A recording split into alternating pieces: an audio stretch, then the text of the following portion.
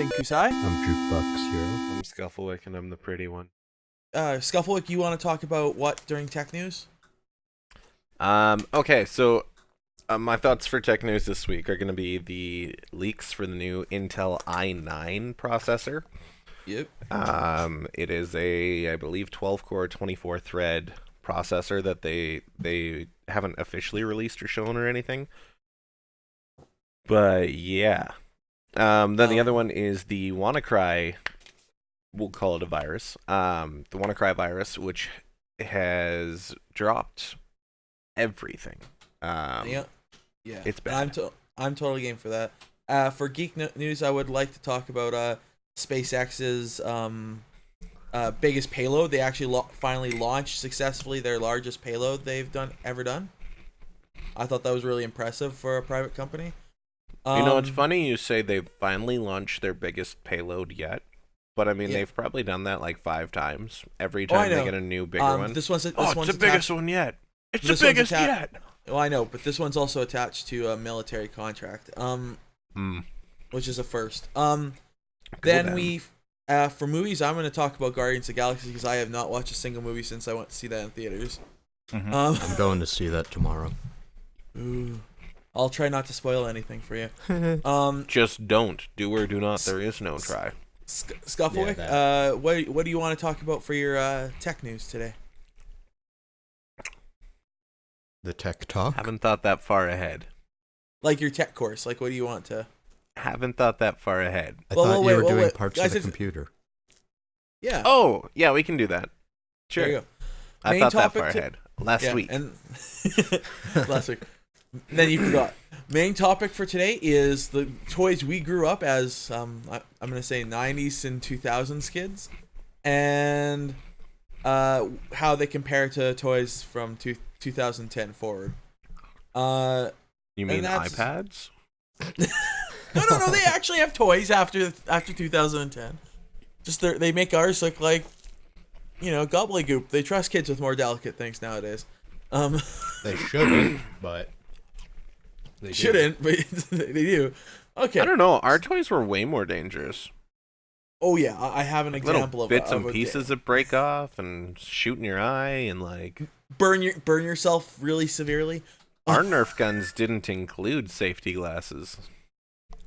Right? They include safety glasses? Yeah, they include safety glasses nowadays. Now they do. Yeah. Okay. Distinct. What's the first topic? First topic today is what games have we played this recently? That's not what's in the list. That's the top thing. Oh right yeah, there. it totally is. Never mind. Yeah. My bad. Skufflewick, sorry? I'm the one with dyslexia. You shouldn't be having the issues reading. I was going vertical, not horizontal. That's I'm good. Chinese. This and say that I've been playing Castlevania Symphony of the Night. Ooh, Go how you. is it? How is it? It's pretty good. My kind of baseline for what I'm comparing it to is Super Metroid, because that's the only other Metroidvania-styled game that I've played. And I don't think it's quite as good, but it's not bad in any regard. I feel like when you get knocked back, it still feels as cheap as it did in the first game, but now it feels kind of worse, because there's so much vertical platforming. It's easy to get knocked down and then fall 2 screens. Oh. Yeah, it's kind of a bummer. Sucker. It sucked. Do better. So, what year did this version of Castlevania come out for the people that don't know? When did it come out? I really don't remember, but I think it was 96 or 97, because it was a PlayStation 1 game. I remember that. Yeah, it was one. They didn't have too many Castlevania releases on the PlayStation 1, if I remember right. Did they? Might be remembering wrong. I think that was the only one. Symphony of the Night. But I mean, it's a classic now. No. Yeah. Cool. Anything you like or don't like about the game? Well, the whole atmosphere doesn't feel anywhere near as strong as Super Metroid. So in Super Metroid, you always get this sense of fear or dread as you explore every room. Castlevania Symphony of the Night has too much emptiness. So every game before this was level based. You'd run through the level and then you were done. This one is like a whole open map divided into like screens. So it's like just a huge map. Yep. And Okay. there's just way too much empty space. Like the enemy placement doesn't feel as well thought out. Like it's not terrible, but sometimes it just feels a little bit cheap. Yeah. But I mean, Castlevania's always kind of done that. So what you're saying is they could improve on the game if they just actually filled out a bunch of that empty spaces. Yeah. Like, there's a hallway that takes about 2 minutes to get through, and it's got like these plant monsters in it. The plant monsters aren't difficult, but at the point I'm in, it takes about 5 hits to kill them.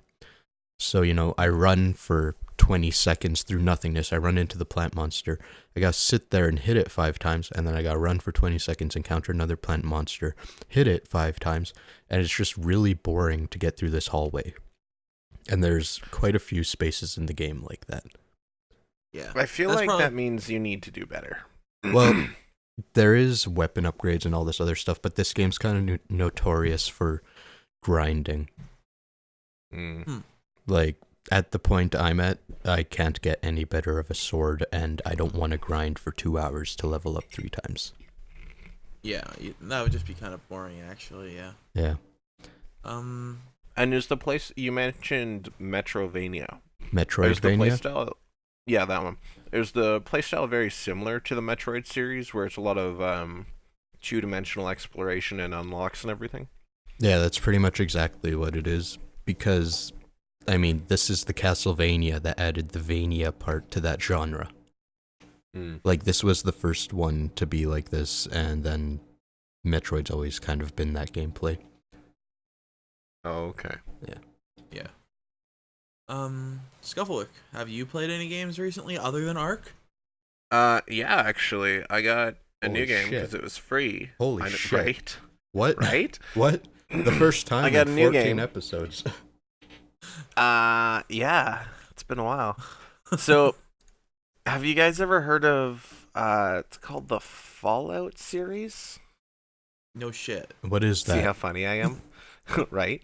So I haven't actually played the Fallouts. Actually, that's not true. I have the first, second, and I think third New Vegas. You should. Yeah. Anyways, I tried playing the first one for like 20 minutes, but it was like, wow, this is Dated? click adventure. Yeah. Ow. The Fallout Shelter game, though, I've been playing lately, and it's kind of just Ooh. like, did you ever I like play that one. Sim Tower? Yeah, I know. Yeah. It's very similar. So if anyone hasn't played Sim Tower was a game on DOS, where you basically start with a lobby, and then you build, it's commercial, hotels, residential, like you build a tower. You keep building up and up and up, and you get more people coming in to unlock more rooms, to get better things, to da-da-da-da-da-da-da-da. And this is the opposite. Well, this one you're just building down, because you're building into the ground. But, actually, and I just realized the Sim Tower comparison. I hadn't realized that until we started talking. But damn, do I love this game. And, like, I just realized, because of Sim Tower is why I love it so much, I spent hours and hours and hours and hours playing Sim Tower. Like, You know, I'm It's not it's probably sure. one of my favorite games. I'm not sure I've What? ever played Sim Tower, but is it, you know, more or less Sim City, but with towers? Singular Tower. Okay. I'll send you the DOS box. But yeah, it's a lot of fun. I'm surprised you've tried it actually, because like, was it 2 Sim years Tower? ago? No, Shelter? Fallout Shelter. Because honestly, I was playing that at your house one day, and I was kind of addicted to it at the time. I was playing it pretty much nonstop, and you're like, "Stop playing your video game on your phone, you nerd." And I was like, Oh, "But it's I'm good." playing on And PC. It's totally different. it's not that different from on the Totally on the different. computer. Why is it totally different? Because I've Because played it it's on on both. PC, it's better. Wait, because you got a bigger screen? No, just because it's PC. The game doesn't run any different between the two, but you know. This ding dong over here. Scuff. Wait, we just did you. Distinct. What have you been playing? Okay. So I've been doing two things. One, I've been kind of fiddling around with starting a D&D group with our friend Woodhouse. We are still writing the campaign. Nerds. Kind of playing. And I have recently, a while back, discovered an old 60 gig PS3, and I finally had a chance to look at it. And not only did I get a console, but there was a game inside it. Oh my god, what game? What game? Not a good one. It was that sports game that they gave with the you know how PS3 had those motion control controllers, you know, with the weird glowing knobs on the end of them? Yeah, it was I the sports love weird game that came with glowing that. knobs. I'm sure you do. You know, I opened it up. When I bought my PS2 for like $4.99, it had NASCAR 08 in it. So I know the pain of finding a game and be like, yes! And then it being a shitty game. Yeah, I wasn't so disappointed. I was just like, I saw the lights, and I don't know if you know about PS3, but when you turn it on, if there's a solid green and blue light, that means there's a disc inside of it, right? And I was like, oh! Yeah. like finding a closed treasure chest in a video game, you know? You're just like saying like, oh, what's in it? Oh, it's a bottle cap. You know, I kind of have a few stories about finding games in consoles because I've bought a lot.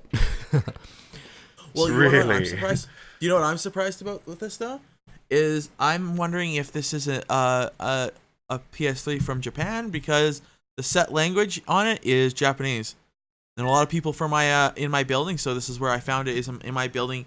We have the section for furniture to get thrown out and taken. Some people even just take from there and don't bother waiting for the diving. pickup. It's a little different than dumpster. The dumpsters are separate from this. People are told to bring all their stuff that can't be put in the dumpsters over to the side. And yeah, there was a console there. I found other working things. I found 2 collectible lightsabers there once. They were both worth about $400. So, but my wife wouldn't let me keep them. I was gonna sell them. It's like So this $800. just in: Kusai is dumpster diving, and his wife is the voice of reason. So Thank you, the missus. Anyways, Thank you. I found this, and there's a lot of these kids. Like, there's a lot of people here that are like foreign exchange students that live in this building. They're rich, and they throw out shit like that that's working and worth a lot. It's like, to them, it's like it's nothing. Everybody else throws around regular stuff, you know, that just can't fit in the dumpster. They've thrown out shit that actually works. Like, there was a working flat screen there one day, and I think like a homeless guy took it. So distinct. So the homeless guy has no electricity and no cable, but damn, does he have a nice TV? Yeah, and so I'm wondering. I'm still looking into this because I haven't switched over the language yet. But I'm looking to see if it might be able to play some of the games from Japan that wouldn't work on ours. Legion Locked. Distinct. So, yeah, he's not going to. First stop off, I'm talking. going to assume you don't have a Japanese PS3 game. Here's what you're going to do: is you're going to grab any DVD that is Region 1 and stick it in there. If it doesn't play, good chance it's foreign, because the only real difference is that Japanese PS3s are Region 2, which means they play Region 2 DVDs. Yeah. So that's what I'm wondering. It'd be kind of interesting if I had one. Easy test. But I just haven't done it yet. Now you know. I haven't cleaned it yet, so I kind of like tested it, and I'm like, this thing needs to be wet wiped and cleaned and disinfected. Yeah. Here's the only sad part, because I'm pretty sure PS3s were not region locked to begin with. So, I mean, the real only benefit that you'll have is that you could play Japanese DVDs on there. And I think I'm the only one in this group who owns any of those. Yeah, but I wouldn't mind. Any like at the same actual time. movies. There's a couple games I would have bought a while back if I actually could have played them on my console. Yeah. So. I mean, I was only saying the difference between US and Japan, though. Yeah. Yeah. Who did I just give a bunch of PS3 games to? Was that you, Jukebox? Those were PS2. Oh yeah, those. Yeah. Yeah. We want to talk about those? Let's get off this train. Let's Okay, so let's we're kill on this thing. Yeah, we're on. No, the we're not done. now. Let's talk about those PS2 games. Oh, quickly, let's talk about the PS2 games. yeah. So I helped go. Skufflewick rearrange 2 rooms in his house, and he gave me a Pac-Man World 2, Nicktoons Racing, I think, Xenosaga, Racing! and something else. I can't even remember. I only cared about Xenosaga. Xenosaga. And wasn't one of them still sealed? Yeah, that was the Pac-Man one. Oh. Don't worry, I it's had a not bunch worth of games that a anything. roommate just left. Skufflewick doesn't even care about those games. No, I had a bunch of games that a roommate just kind of left at my house. Oh, which one was it? Which You know which you're one horrible. it was. Oh, the yeah. awful one. Okay, they were all awful. The not small, awful one. Okay. So there's yeah, that's the nicest way I can put that. They all had their issues. Yes, they did. I know how to pick them. You finally picked one that worked for you, and it happens to be your mother. Well, She keeps tidy. could be worse. So, would you guys like to move on to the tech news, especially about what that topic Skufflewick here wants to talk about in tech news? Yes, let's do it. No? All right. Do it. So, the biggest bit of tech news in the last week or so is the G50. The fuck is that processor? I don't know. I was going to talk about a Pentium processor there for a second. For realsies, though, 3258. That's what it is, because I had one, and I overclocked it. Not hugely, but I overclocked it on a stock cooler, and that was pretty cool. Anyways, go me. The actual big news here this week is there's been a new computer infection that, if you haven't heard about it, get your head out of the sand, called WannaCry. What? Yeah, pretty much. Well, it makes you want to cry. Basically, it is a ransomware infection. So it will get onto your computer. It will encrypt all your files, send them away. Or no, it will encrypt your files, but leave them locally. You then need a decryption key. So in order to get that decryption key to decrypt and access your files, you have to send $300 via PayPal. Bitcoin. Sorry, Bitcoin, because Bitcoin is not traceable. You have to send $300 via Bitcoin, and let's be honest, the hackers are not Right. gonna actually. No, they're smart. They're not actually gonna release the decryption code. So basically, if you send them $300, you're dumb, or desperate, which is much more likely. But yeah. So there's this new infection. It's come out. It is hitting everything. There have been hospitals, banks, data center, like everything is being hit because the NSA, who is supposed to get exploits and vulnerabilities and report them to the manufacturers so that those exploit and vulnerabilities can be patched, they were hoarding these exploits. Yeah. So they could be like, hey, we're going to break into your computer. The NSA got hacked. Everybody found out about these vulnerabilities, and a group called the Shadow Brokers, which, awesome name, by the way. I'm super hoping it's a throw to Mass Effect. Okay. But the... Probably. Mass Effect or Star Wars? No, I'm pretty sure Mass Effect. But the hackers, or the NSA, really just fucked themselves over. And like, I have little to no trust in governments as is. This is the National Security Agency, I think it is, that are supposed to protect us. They're the ones. It's the U.S. When it is the U.S. We're Canadian. We are Canadian. We're Canadian. They don't protect us. They're like, fuck you. No, they do actually listen. The NSA does actually listen to Canadian calls too, though. I know they're not supposed to. So. Yeah, no, the NSA does a lot of things. Like I thought it was only if you were calling a U.S. number. No, they actually got they hit anything.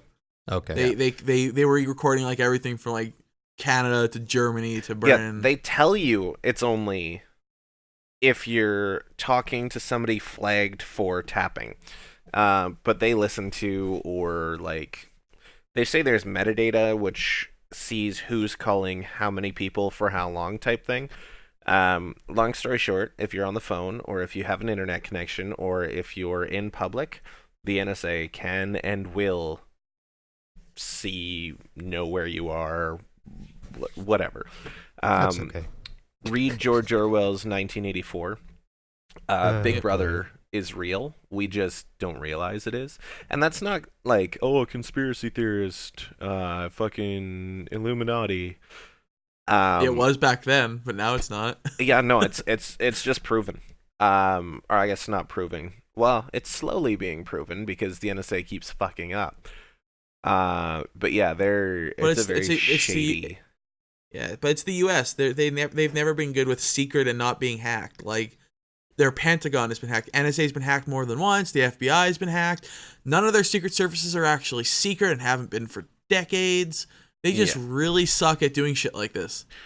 Well, the part that's concerning is they got caught on this after how long? Years and years and years. So what people else are are already they pretty doing much that assuming. we don't know about? So long story short, I don't trust government agencies, and I honestly don't really have enough to hide, so fuck it. If they want to see, let's be honest, they're going to see it anyways, so don't be a terrorist. Also, being really a not terrorist is just a shitty thing to do. Don't be a shitty person. See, I'm not afraid of the NSA knowing everything I'm doing. Like, if I'm illegally downloading a movie or something, I'm not worried about the NSA really giving a flying two shits. What I'm worried about is when they share that with the companies that actually do give a shit. Well, and I don't think the NSA themselves are concerned with that. Yeah, no, they're not. They have more busier. That's why I'm not too concerned that because they're busier taking care of other shit than to worry about you. Yeah, you know what I mean. We are noise in the background. We're like jazz. Basically, as long as you're not planning on blowing up the White House, they don't give a shit. So, also, if you're not planning on cutting into their checkbook, because let's be honest, money runs the world. Illuminati, woo! They really don't like you when you hack into their systems either, just to mess around. Yeah, it's probably not good. Like that one 16-year-old kid back in, was it something in 2000 something, but I can't remember what year it was. Didn't he get a job offer? After he got out of jail, yeah. Yeah. I love how that sound popped up in the back after he got out of jail. Yeah, anyways, that was very convenient. That was text. You have to leave that in. Yeah, I will. That's good. Yeah, but like, I don't trust government agencies because they're so shady. And then when they fuck up, oh man, do they fuck up. Yeah. So this WannaCry virus basically got released because they were hoarding secrets and they couldn't keep their mouth shut, or their servers in this case. Yeah. So it gets released, and people weaponize this. Basically, they created a worm, and it's classified as a worm because you don't have to download it and open it on your computer. It just has to get onto your computer. One of the most dangerous parts about this is, so they ship it in a zip file over email, usually. As soon as somebody clicks on the zip file, because like, oh, a Nigerian prince sent you money, click here to get your money. People will fall for that. So ladies, well, whoever, but I've seen people our age do the same. But as soon as that attachment gets opened, this WannaCry virus is now activated. It's a worm, so it doesn't need to be actually opened for it to activate. It just needs to be onto the computer. Once it gets onto the computer, it will actually start to encrypt all your files. It's ransomware, so again, it encrypts your files. You have to pay to get the decryption, blah, blah, blah. Otherwise, your stuff is lost. In this case, as soon as it's on your computer, your stuff is just lost anyways. But the ransomware will actually encrypt your files, and while it's doing that, over the SMB protocol, or like file sharing, local drive sharing protocols, it will actually look for more computers within that network that are vulnerable to it. So not only is the computer who actually opened the attachment vulnerable, but that virus will find everybody's computer in that house, in that office, in that hospital. It will find all of the computers that are still vulnerable and take them out. Yeah. So I do have a question. So you say you have to click on the zip file. So if let's for the okay, viewers, not if always, you- but that's one example of how it could Yeah. be transmitted. Is there any way other than updating your computer to avoid getting the ransomware? Just so if anybody's listening, they can. So Gmail, just kind of as a default, Gmail will usually not allow zip files. Let me double check that. I think they don't allow exes. I was talking with my boss about it last night. But most offices will actually lock out the type of file that it gets transmitted in. If it does get to you, don't open strange attachments. Don't be dumb. If But you have to know open who the it's attachments. You have no. to open the attachments? So this is where this one's complicated. With some, you do have to open attachments. With this one, if you create a the email local just comes copy in? or if you extract it, if the email comes in and you don't click anything, delete the email, clear your trash bin, make sure everything goes away, you should be okay. The other thing is, the other thing, don't open stupid emails. Sorry, sore point. I have a lot of clients that open stupid emails. The other thing is back up fucking everything that you cannot lose. I have a rather large server here at home, and it has a fuck ton of data on it. I actually disabled my file sharing between the server and the computer for right now until I can get everything updated, because even if it's a server running Linux, as long as a Windows machine can access it and can see it, the Windows machine can destroy the Linux server. Yeah. The other biggest thing right now is, and you and I were talking about this, update your Windows updates. Again, do not trust government agencies. Microsoft is starting to get into that category as far as their data collection and such. Yeah, but I feel like this might have pissed them off and like maybe It did. It's not even that. Microsoft obviously did patch it. The concern is if you do certain update, like for my computers normally, I disable Windows Update.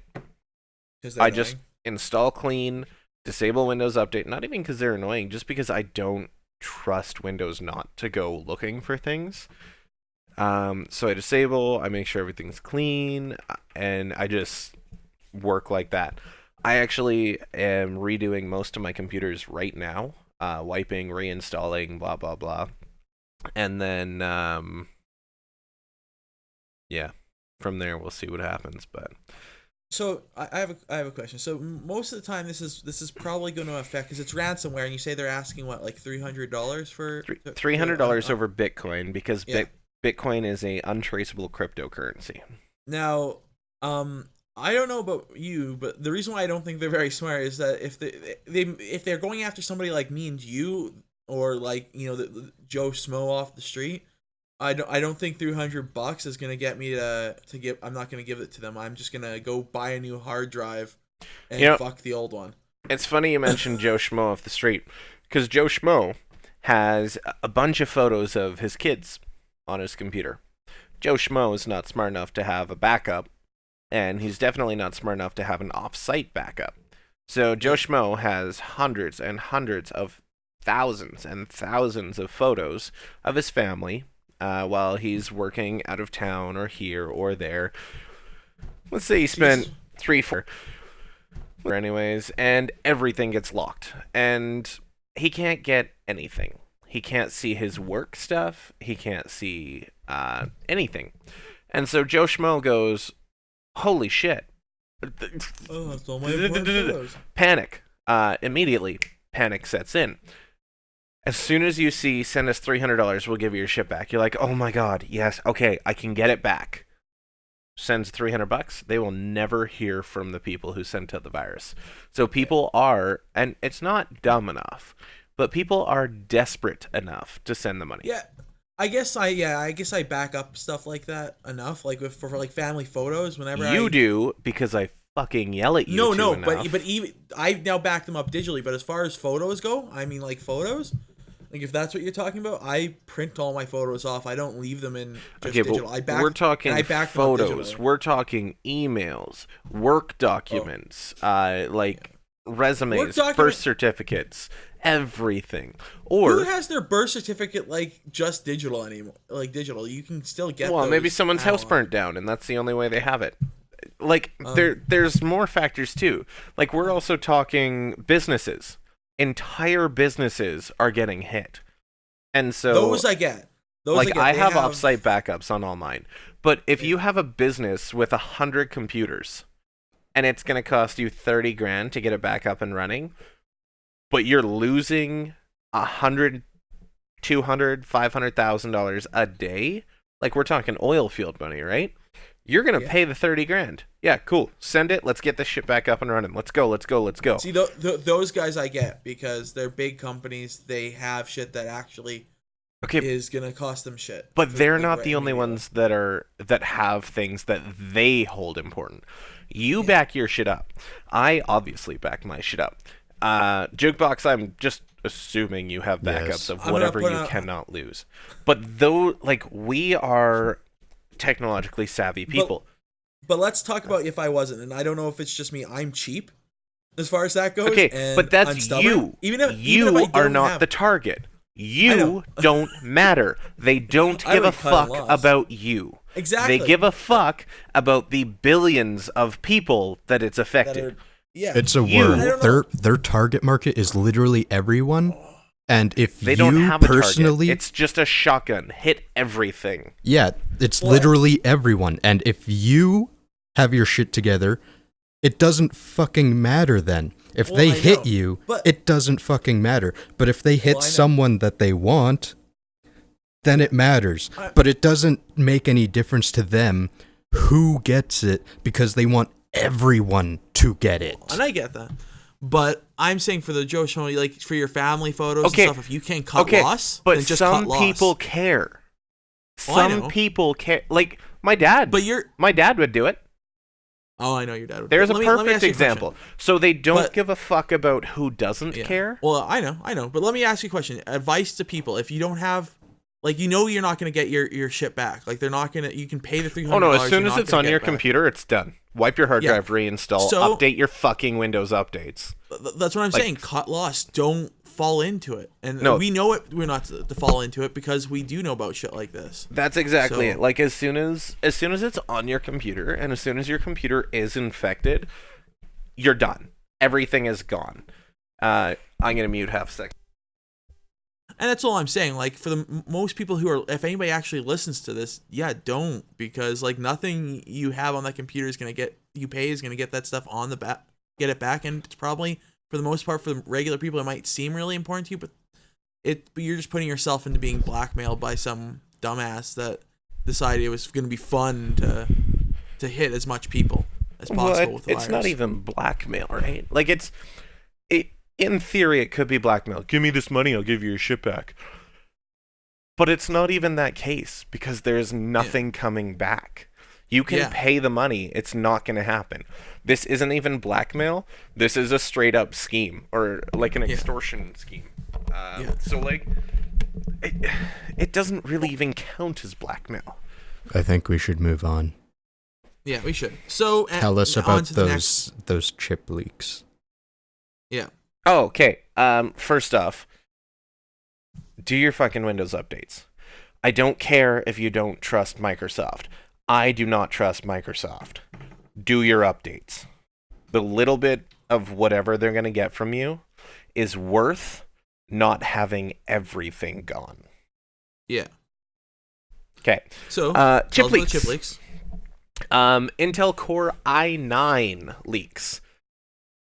What I'm seeing so far, and it's just super fast speculation because there hasn't been a huge amount of information out at this point, is I'm thinking, into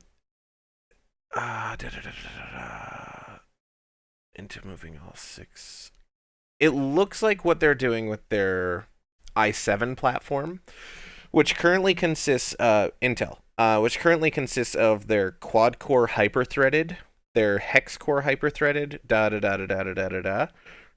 anything 4 cores with hyper-threading and up. It looks like what Intel is doing is they're taking their i7 SKUs and they're actually splitting it. Anything that has 6 cores or more is going to become the i9, so that's kind of their extremist platform. Or anything more mainstream, the quad-core hyper-thread, that is staying within the i7 chips. Now, they're going to be bringing this out in the, I believe, Kaby Lake X processors, which should be the next generation to come out with the X99 platform. Although the X99 platform is rumored to be changing sockets as well. So there's a whole bunch of rumors up in the air. Long story short, look at Intel's history. Every generation, they usually add 2 cores, which ends up adding 4 threads. It's going to be the same incremental increase as the previous generations. They're just putting on a new number for it, or they're just putting new SKUs. And I think a lot of that has to do with whose dick is bigger between Intel and AMD, because AMD came out with the Ryzen 3, 5, and 7, which matches Intel's i5, i3, i7. So I think Intel's just trying to kind of like whip it out and whip it around and be like, mine's bigger, my number's bigger. Because people are dumb enough to look at the bigger number and think, oh, bigger number, better processor. Yeah. So, you've seen the i9 leaks. Have you seen the R9 leaks? Whitehaven. I saw it for like 30 seconds, I gotta be honest. Yeah, so the only thing to really take from it is the naming scheme is fucking weird because it doesn't end in a 5 or 0. And it's between 10 and 16 cores. And they're using quad channel memory instead of dual channel like they did with R7, 5, and 3. So basically, they're catching up to Intel as far as the memory channels goes. Yeah. Yeah, like it's not much of a difference between Intel's current SKUs. The difference, Pretty the biggest difference is you're going to have more cores and thereby more threads. But I mean, you're still looking at probably 44 PCIe lanes. PCIe lanes are the lanes that go to the PCIe slots on your motherboard, which are used for graphics cards, sound cards, capture cards, any kind of like slot-in adding card on your computer will take PCIe lanes. The longest ones, if they're wired completely, because you can have a slot that's only wired halfway. The biggest ones are X16, so 16 lanes. You then have X8. You can also have an X16 slot, which is wired X8. Then they have X4 and X1 PCIe lanes. So if you look at your motherboard, you'll get an idea of how many lanes your board is built for. But yeah, this will be good. Again, I'm really on the fence whether or not I want to start looking into the AMD platforms. Because right now, they look like enticing. As far as if you're going to stream and play games and do whatever. For strictly gaming, the Intel line is still winning.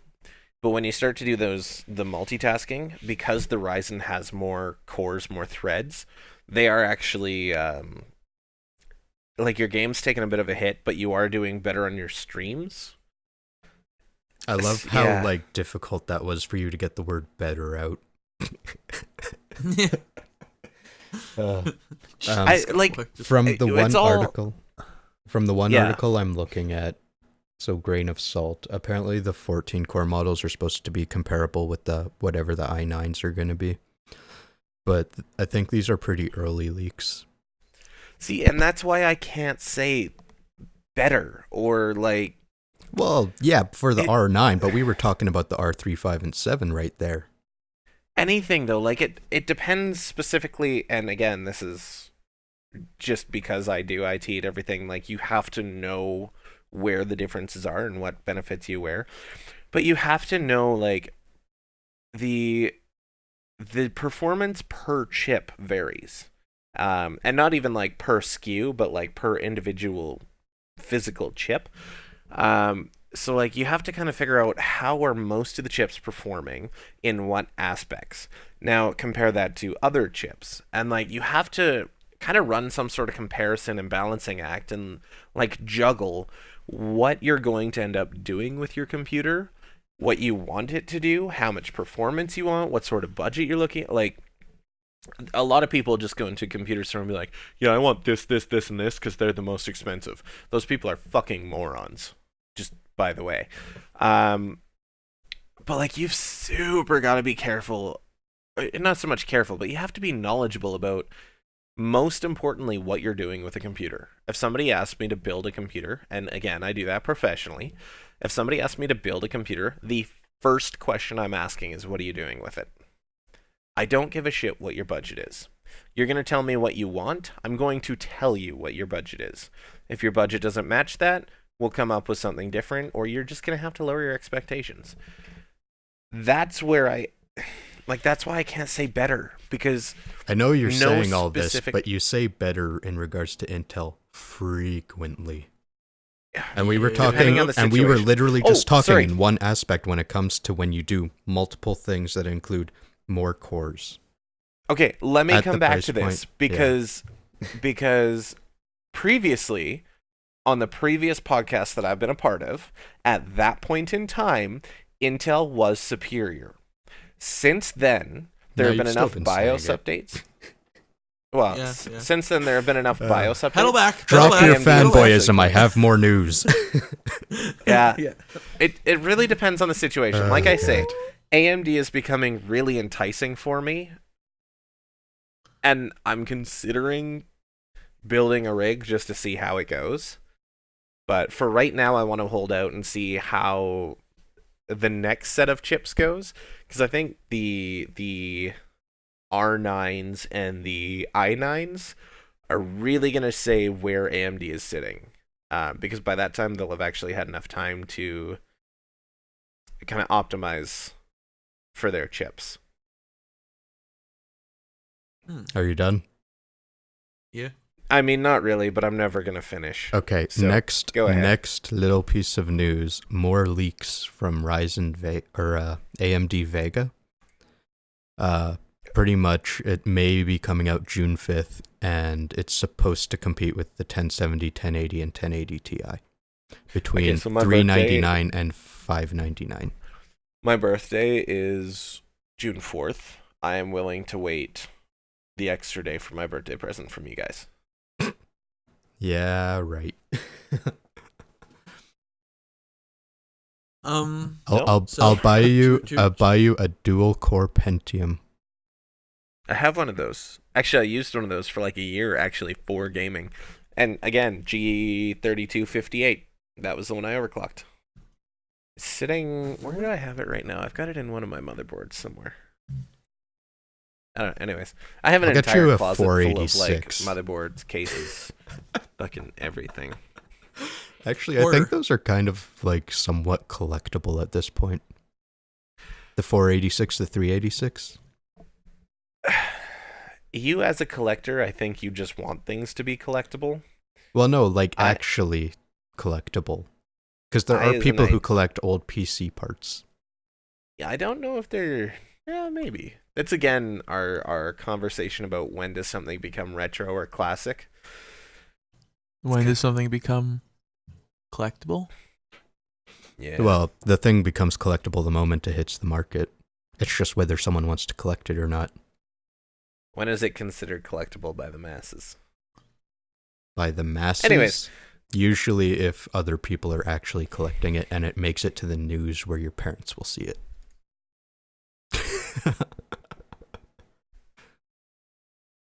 Okay. Yeah. Anyways, I just realized I totally haven't been paying attention to my game. Probably had about half my dudes die. Ha! Sucker. Good. That's why you turn it off. Yeah, should have. So, we're going to move on to Geek News, and I actually have something to talk about. SpaceX is in the news again for launching their largest payload yet, and I not by a little bit, but by a lot. They are actually launched something that I'm pretty sure Skufflewick will think is neat because it involves the internet. They launched, was it something like a 13,000-pound payload for a satellite? It's the only one of their Falcon 9 rockets that they have not tried to re-land afterwards because the payload was too large. So I think they probably burnt off all their fuel trying to get this thing in the air. But what it is, it's a communication satellite that's going to be providing internet to customers. Right now, their main customers are going to be government and airlines, and it'll be providing internet to people on planes for now. But it does have do some impressive things on the ground too. Its upload right now on ground is 50 megabits per second, and its upload speed is 5 megabits per second, and that's on land. And it's about 100 times faster when you're in an airplane. So is this what they're considering 5G? No, but it is a 5th generation satellite, but it's not. They're not calling it 5G. It's eventually, from the sounds of it, what they want to do is to provide global internet to everybody. Like, you could be anywhere in the world and you'll have internet. But right now, their customers are big companies. An episode or two ago, still gonna suck. Yeah, no, but not as bad as the U.S. They'll just make sure to turn it down a little lower for people in America. Oh. Because Comcast. Okay, so an episode or two ago, the missus brought up a little news article about how SpaceX is launching a super secret satellite. I think this might be it. Yeah, and that one actually was connected to a military contract too. So you're a military. This is it. They're providing internet so they can spy on you even more because it's a spy satellite. Well, yeah, it's essentially confirmed. Yeah, 4 major companies put this together. It's a $1.6 billion broadband satellite. You're a $1.6. Okay, just so people know, I'm just kidding. And it's called, was it Global Express, I think is what they're planning on calling it. So, not a good name. I would have preferred 5G, honestly, to tell you the truth. Well, no, 5G is actually an existing technology right now, which is going to be 10 gigabit over the air. I'm just going to point out, I'm just not impressed with Global Express as a name for the internet. They should have called it Planet Express. Yeah, that I'd accept. And they're even doing it the Express, like from Futurama for their Express. Oh, yeah. I forgot to mention one thing. Okay, wait. Hold on. SpaceX is making it Express? No way. They're definitely taking that from Futurama. Definitely. Because they're all a bunch of nerds. Well, hold on. I'm pretty sure in Futurama it's spelt with EX. Seriously. Yeah, I'm pretty sure Kusai's just dumb here. That's okay. I think not only is he dumb. I think not only is he dumb. Well, I think he is point also. Out, go back to the recording. I am not the one who thought of Futurama there, and not the one who mentioned Futurama. So yeah, that was me. Okay, yeah. But Kusai I didn't know how it was spelled then. Skufflewick, stop jumping the gun. Just for everybody to know, Planet Express is actually EXPRESS. It's spelled properly. Kusai just... Yeah, I'm going to let that one go. Skufflewick is a little trigger happy and when it comes to things. You're both ding-dongs. Fuck, I'm on it today. I am elongating and tilting to the left today. That'll be a joke that somebody will get eventually, but Kusai hasn't finished his shit yet. Well, sorry, it's still coming off blurry unless you want to be a blurry, phallic bush. We're just going to leave that alone because then people are going to speculate and it'll be fun. It's going to look like a dick, just smaller. And more bushy. Wait, we're not describing Skufflewick's actual. Well, I mean, maybe a little. So do you like guys a have dick, any just geek smaller. You guys have any geek or nerd related news? I have no geek news. I had an estimator in for my house again today. It's been a month and a half since this shit's happened. I do actually have geek news. Jukebox? So Let's hear it. apparently there's going to be a Legend of Zelda game on your iOS or Android device by the end of the year. Ooh, that I'm looking forward to. That I do. I didn't know about that. When did they come out with that? I just saw news? the article like yesterday. So it's still rumor phase, but I wouldn't be surprised at all because they're actually trying to push on mobile a bit, and they did like Mario Run and Miiverse and all that other stuff. Pokemon Go. Well, that's the Pokemon company, not Nintendo. I know, it's just And like actually, Pokemon that's Go, Niantic, and then we have. So Yeah, I know. It's just like everything's moving to mobile. yeah. To be fair, it is the most accessible platform. Yep. Not everybody has a computer. Not everybody has a console. Everybody has a cell phone. Oh, I know. That's It's just why every time I Konami think mobile dropped this games. shit. Yeah. They're like, we ain't gonna make these big ass games anymore. We're gonna have Castlevania Porn Pachinko and mobile games. I'm sorry, Castlevania Pornchenko. Porn Pachinko. Pachinko is like sometimes called Japanese pinball. It's like you have like 1,000 little metal balls and you drop them in a slot and they bounce around the thing, and if they land in a slot, you win money. Plinko! Yeah, that's where it comes from. Okay. I like that game. So, have you guys watched any movies recently? Porn. Ocean Like, other than Waves. porn. Okay, so tell us about Ocean Waves. Ocean Waves is a Studio Ghibli television film that wasn't released in North America until this month. It's kind of commissioned by like Takuma Shoten and Nippon TV. So Yeah. it's I know 72 exactly who minutes they are. long. I'm sure you do. It's about 72 minutes long, so it's kind of like a short film. And the whole premise of it is a girl moves to this prefecture from Tokyo, and this one guy like falls for her, and his best friend likes her, but he doesn't know he likes her. And she rejects the one guy who does like her, and the other guy just fucks everything up.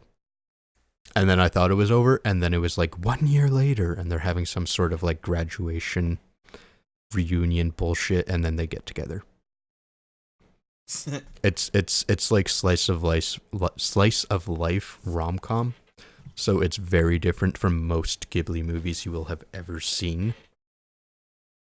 Would you recommend it? I recommend it if you want to see all the Ghibli. That's about the only case I recommend it, because for the most part, it was pretty mediocre. So it's not like their top tier kind of stuff. God, no. There's a reason. I why mean, we probably it would have been haven't released into here that. before if it was. Yeah. But like this, because this is like a television film, it's not even on their main list of Ghibli movies. So, yeah. However, I do really like that it's a G Kids release. Because G Kids, even though they're like a subsidiary of Disney now, their releases are so much fucking better. You're so much fucking better. Well, No, seriously, because G Kids, their special features are actually good. Like, Disney special features on Ghibli movies aren't super terrible. Like, there's a lot worse when it comes to anime companies and stuff, but they'll give you, like, commentary, but it's only 10 minutes long. And they'll give you the trailers, and they might give you a little bit on how they made the music or something, and the voice actors. But when G Kids does it, they fucking give you all of that, plus, like, a full feature-length commentary. On like Princess Kaguya, they added an extra 2-hour documentary. On this one, they released The Ghibli's 2, which was an actual short film that was never released in North America either. Like, G Kids just goes fucking hard. And they actually get good voice actors. Like, when Disney does the Ghibli films, they just kind of get whoever's famous. G Kids hires who's good. And sometimes famous.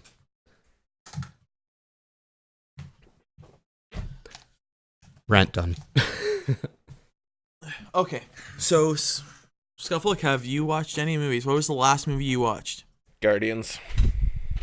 Okay, so we'll both collectively talk about I don't Guardians. have time. I work double shifts most days of the week. That's not, the last movie I watched was Guardians Volume 2, so. That was the first movie I'd seen in about 3 months.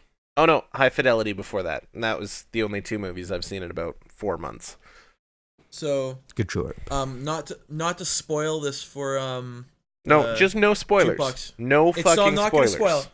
It's no, not a spoiler. no, I'm maybe, taking- kinda, sorta, almost. None Hey. of that bullshit. No, Hey. it's not. All I'm gonna say is Microsoft isn't happy about something that went on in the film, and they're throwing a hissy fit.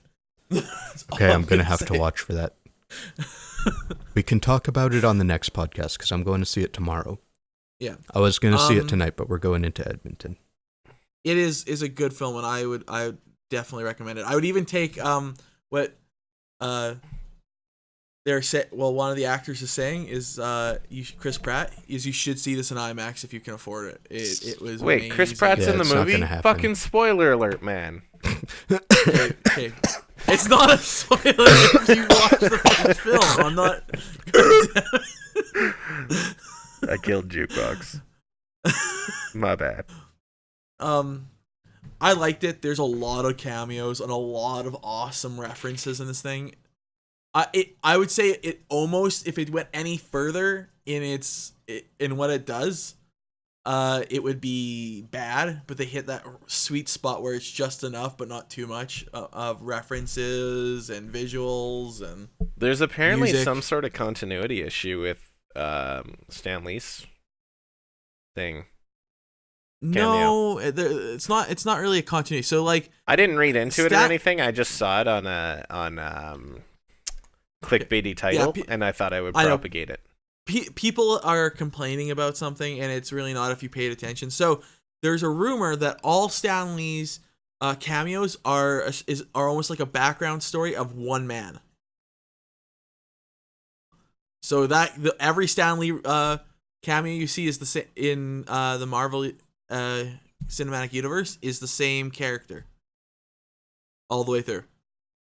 So yeah, which would be a reasonable expectation that the same person within a series is doing the same thing.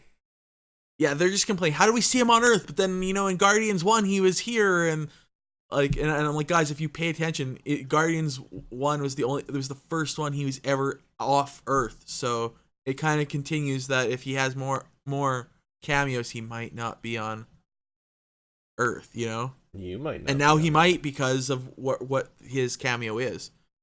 Still be. So, and it would still make sense. It's a bunch of people that really don't read comic books that much, but think they do and aren't paying attention to the actual references being made during the cameo. So. Okay, long story short, people are dumb. Yeah. Okay. But it's worth seeing. Like, if honestly, it's probably the best movie I've seen, not just this year, because 2017 is not too far in, but even 2016. So, I liked it a lot, especially because of the Microsoft reference. Which I'm not even sure what you're talking about, but You watched me. I'm sure I'll see Just it go at some look up- point. Just go look up Microsoft and Guardians of the Galaxy Volume 2. It'll come up. Are you stretching things again? No, I am literally looking at it, and I will send you the link over Facebook just to you. You're making One things of the- up again, Arnold. Oh yeah. Really? They're bitching about that? Yeah. Oh, that's stupid. And this article is like keeping it pretty tame, but yeah, they seem pretty not happy about that. I thought they paid to get that. Nope. Okay, anyways. It's a certain product placement. That's even more spoiler than what I was saying. I just said there's a Microsoft. I know, but reference you were in there. doing so vague that like people lose interest. There's a product placement, which is fairly obvious. That seems really dumb. I thought Microsoft actually paid for that. No. The director of Guardians of the Galaxy is kind of known for just putting stuff like that in his films and then getting in shit for, like, the better ask for forgiveness than permission thing. So okay, well, back to something that everybody can talk about, because moving on. Okay, so we're gonna move on to Skufflewick's tech course, or whatever the flip we're gonna call it eventually. Do we have time today? Yeah, keep it to 10 minutes. All right, good enough. So we're gonna go through the parts of a computer, apparently, because I made plans for this last week, but totally forgot about them. Good. Parts of a computer. $2. Skufflewick killed me, remember? Oh! I'm just a ghost now. You have any clue how hard it is to, like, apparate and have, like, voice come through this microphone? Wait, it takes a lot of energy. You gave the spoiler warning about Chris Pratt, and I choked on myself and died. It's alright. Skufflewick has short-term memory loss. I actually really do. It's pretty bad. Like, it's super bad. Although I'm sure people knowing this now, listening back, it'll make a lot more sense. He's not as bad as, Drew Barrymore from that one Adam Sandler movie, but, 50 First Dates. Fucking love that movie. Yeah. Alright. So we're going to go through the main components of a computer. There's a lot of acronyms that I'm going to use. That's okay. Tell people what the acronyms are. So, no, we're just going to fucking use them. People can do what they do. We'll put them in the descriptions. No, I'll actually say what they are. I'm not as much a douche as Kusai is some days. That's not true. I'm worse. I'm calling bullshit. On that. I'm worse. That's okay. All right. So we're going to go ahead and go through the list. The parts that I'm going to be talking about today are going to be your CPU, or your central processing unit, your processor, CPU cooler, which is usually a heatsink of some sort, a motherboard, memory, your storage, which can be a hard drive or an SSD, solid state drive, your video card or GPU, your case, your power supply, and peripherals. Yeah, let's do that. First thing we're going to start with, because when building a computer, it is the first part that you should, like, figure out what you want, is your CPU, your central processing unit. Your central processing unit is essentially the brains for the computer. It's what does the calculation and the thinking for the most part. Your operating system is going to run on this. You're going to run all your applications through this. Basically, the CPU is a chip that you drop into the motherboard. It does have onboard memory, which is called a cache, but that's a little more advanced. So basically, your processor, it does the thinking. On top of your processor, you usually have some sort of heat sink. Your processor, you usually have a lot of heat. These heat sinks, or CPU coolers, are usually screwed onto or through the motherboard and then have a backplate on them to hold them in place. They have quite a bit of pressure holding them down onto the actual processor. And the idea of them as a heatsink is simply to increase the surface area in order to allow ventilation to more efficiently pull away the heat generated by the processor. They basically keep things cold so it doesn't melt. The next piece of equipment we have is the motherboard. The motherboard is considered the central nervous system of a computer. Basically, it's what everything connects into to allow everything to communicate and work as it does. The motherboard does have parts onto it, like VRMs or voltage regulation modules and such, because the motherboard does actually supply power or distribute power to a bunch of the components as well. But for the most part, the motherboard is a fairly passive piece of equipment. Aside from, again, some passive heat sinks, It doesn't really have any moving parts or anything. The only thing you might notice with the motherboard is some of them will have little number screens, and those are simply diagnostic tools for if your motherboard or your computer is running kind of weirdly. The motherboard will usually tell you what's going on. As far as buttons on the motherboard, some of the really high-end ones that are used for test benches, which is like no case, you just plug stuff directly into it, it's all exposed. Some of the really high-end ones will actually have power and reset buttons on the motherboard, or Asus has BIOS reset, or the motherboard software, like firmware, has BIOS update button on the back of it. So you actually don't even need a processor in the board to update a Asus motherboard. A feature which I really like because I've needed to recover a few boards. Next, we're going to talk about the memory, or the RAM, which stands for Random Accessible Memory. All this does is it brings applications off of your hard drive or your solid state drive. It holds it temporarily in super fast storage, super fast temporary storage, so that your processor has faster access to it, to the application, and it can simply do things without waiting for the hard drive to load. So some people actually use something called a RAM disk, which is where you take that super fast memory and you turn it into a virtualized hard drive. It's kind of cool, but there's not a whole lot of practical applications, because every time you restart the computer, you lose whatever's on the RAM, and so you have to reload your RAM disk every time. Next, we're going to talk about our storage. We have our hard drives and our solid state drives.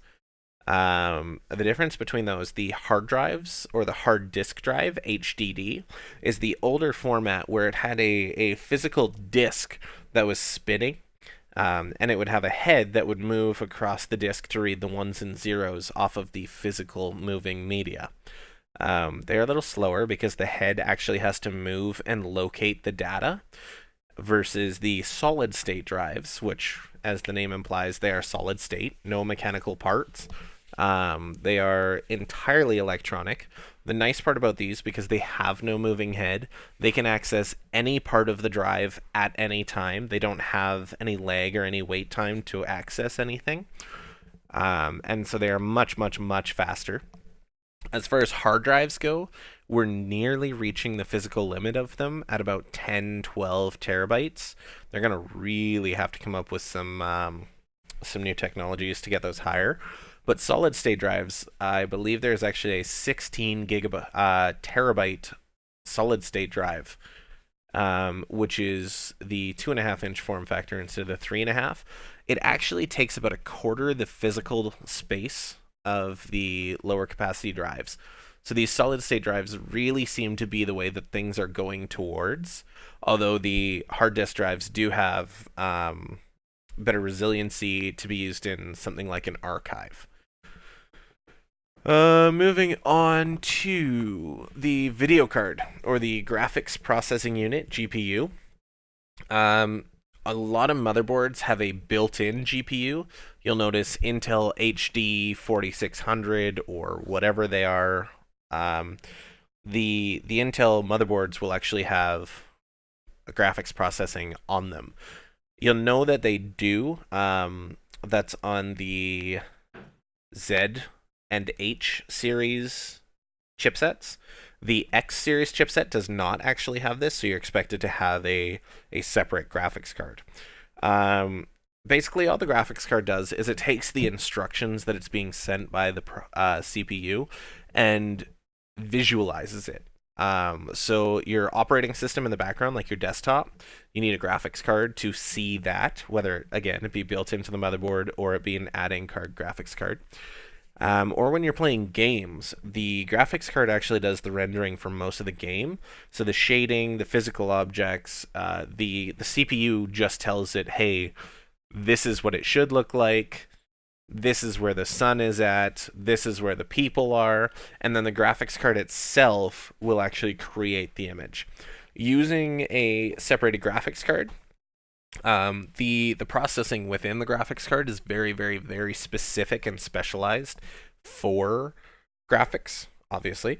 And and so it's a lot more efficient and it's a lot more powerful to generate graphics as opposed to the CPU, which is much broader, less specialized, so it just doesn't have as much oomph to create a 3D experience. Next, we have the case. So cases and motherboards are very important together. There are, I'm going to go through, let's say, 4 form factors. I'll use 4 of the standard form factors. There are more, but these are just the easy ones, or the most standard. Your case has 2 different form factor types. It has the physical exterior dimensions of the case. That can be a mini case, a micro case, a mid tower, and a full-size tower. There are others as well. And these definitions aren't strict. There are a lot of gray areas amongst them. So it's not super easy to define them. Basically, if you're 2 feet tall-ish, you're a full tower. If you're 1.5-ish, or maybe a little less tall, you're a mid-sized tower. If you're a micro tower or a mini ITX system, you're probably much, much smaller, but again, it varies. The sizing there, like why there's different size physical cases, not only for aesthetics, but also because there's different standards on motherboards. These compatibilities go into the case as well, where the full-size towers, you're probably looking at what's called an ATX motherboard, or a motherboard that has 7 expansion slots on it, underneath of the RAM and the CPU and all of that. The next size down, the mid towers, are normally a micro ATX style.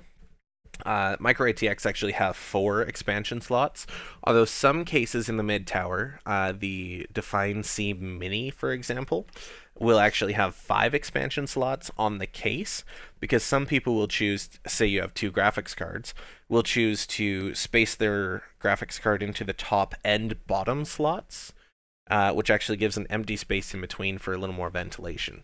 So some case manufacturers have taken that into account and given you the extra expansion card slot on the back of the case. It does get a little bit tight. I know at the Define C Mini, the power supply shroud, which is just kind of a compartmentalized part of the case, tends to block a lot of ventilation on the bottom card, but it's per use scenario, and a lot of that is very gray area as well. It really depends on the case manufacturer and the motherboard manufacturer as to how everything will sit together. The next motherboard form factor is mini ITX, which mini is actually smaller than micro in this instance. It's very weird. The mini ITX will actually only have 1 expansion slot on it. It's a 7x7 form factor, so it is very, very tiny. It's made usually for compact systems. But nowadays, the compact size actually is not really a drawback. It obviously gives you less expansion, given you only have 1 slot, so it's usually just a graphics card. But in doing so, you have a lot more compatibility and a lot more flexibility in how small you can make cases. They used to have an issue where the smaller motherboards could not do what the bigger ones could, as far as like overclocking or just sheer performance. It's really no difference now. Overclocking is not as good as like overclocking specific boards, just because they have to compact everything into a much smaller space. But as far as sheer performance, just standard performance, they're on par. If you throw an i7 7700K in, a mini ITX, a micro ATX, or an ATX, it should perform the same between the 3, with variance, again, just based on the motherboard manufacturer and tolerances. The next form factor we're going to talk about, or actually the last one, is the extended ATX, or eATX. This is the same as an ATX board, although some do go with an 8th slot. but it actually expands width-wise as well. So you generally end up with 8 memory slots instead of 4. Sometimes your power delivery is better, or maybe it's meant for a more robust chipset. Quite often servers will actually use eATX, again, simply because it's more robust, and you can have a more reliable unit that way. Pretty much it for cases and motherboards there.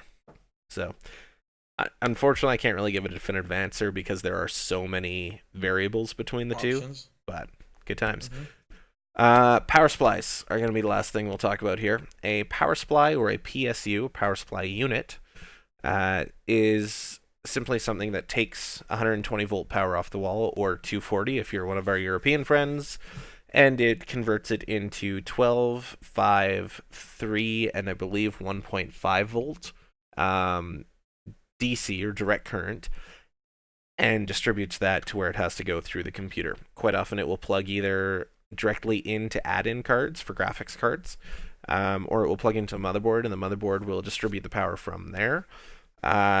Just as a standard, a PCIe slot will usually hold 75 watts, and that's off the 24-pin motherboard header, or you'll generally have a 4 or 8-pin CPU header, CPU power header, depending on how strong of a processor the board is designed for and if it allows overclocking or not. So, go team. If you have any more questions on stuff, just Google it. You can learn so much. Yeah, that's what most IT guys do anyways, isn't it? Yeah, as an IT guy, it doesn't mean I need to know more. I just need to be able to find information better. And understand it. Yeah, that's true. So I hope you learned something. That was Skufflewick's tech course. Okay, so this week on our main topic, we're talking about the toys we grew up. And for anybody who's listening to us, I don't think it's a secret. We were all born in the 90s. we're old. So, yeah.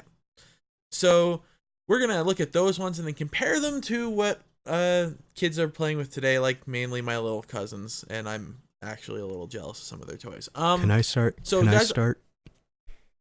Yeah, go. No. Digimon walkers. Oh, the Tamagotchi. Yeah. Not the Tamagotchi, the Digimon ones. Yeah, no. I mean, that's what I'm saying, Tamagotchi is too, but like...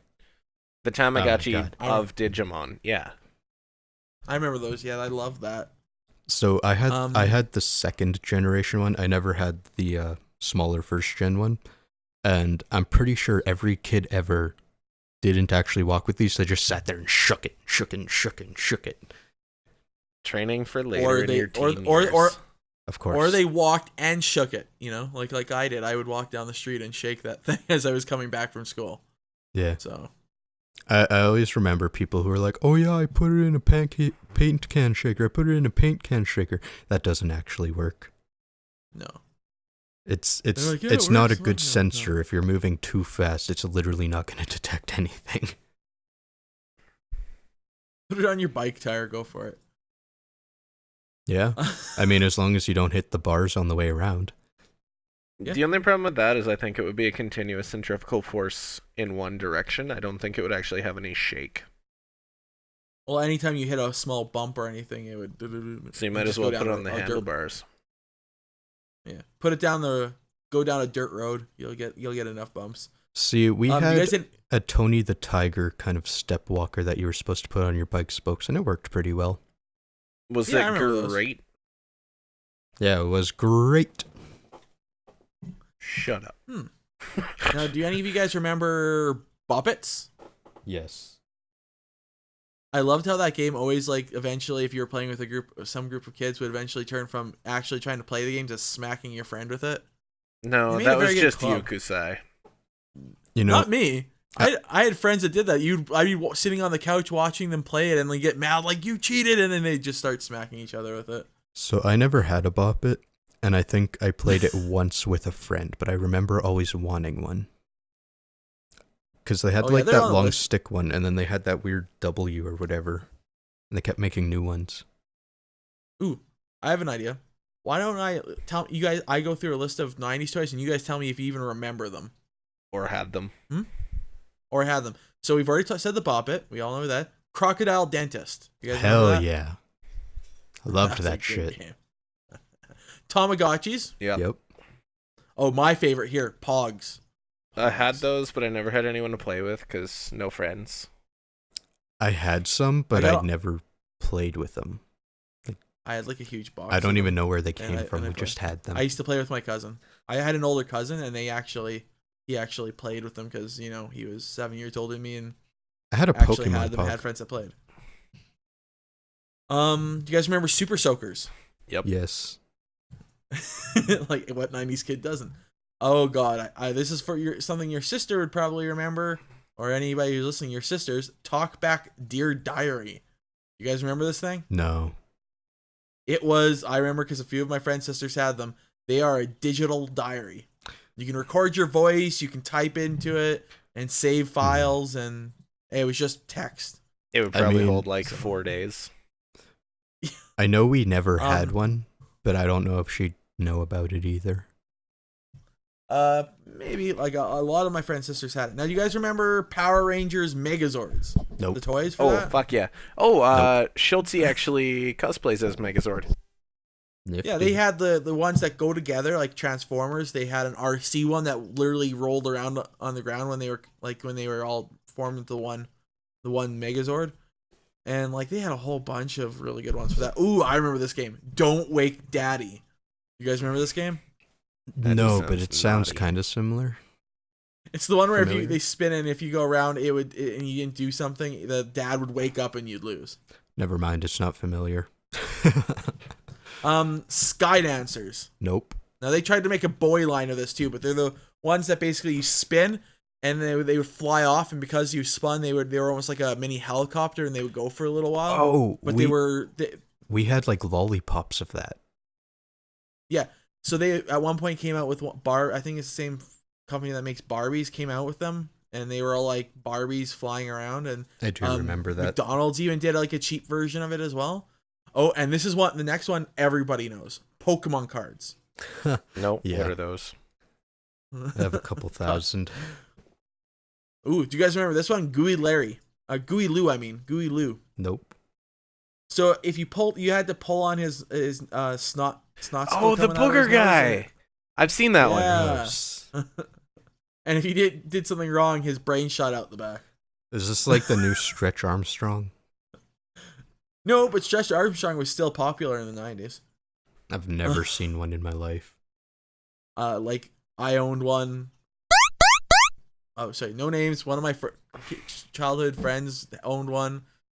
Some of their friends owned them.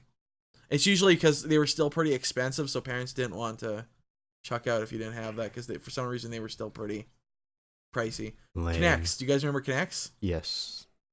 I didn't play with them Oh, because I God. thought they were just cheap Lego.